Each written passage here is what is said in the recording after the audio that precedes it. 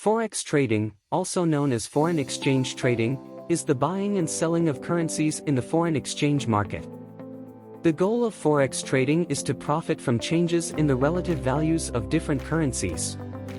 The foreign exchange market is the largest financial market in the world, with an average daily trading volume of over $5 trillion. Forex trading is typically done through a broker or a market maker, and can be done through online platforms or through phone trading. There are several benefits of Forex trading.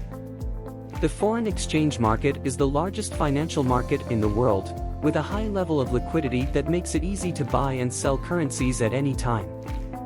Forex traders can use leverage to trade large positions with a relatively small amount of capital.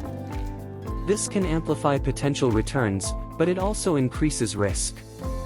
The foreign exchange market operates 24 hours a day, 5 days a week, which allows traders to participate in the market whenever they choose. Forex trading typically has low transaction costs compared to other financial markets. The foreign exchange market is a global market, which means that currencies can be traded from anywhere in the world. Forex traders can choose from a variety of strategies and can trade in any market condition. Forex trading has the potential for high returns, but it also carries a higher level of risk.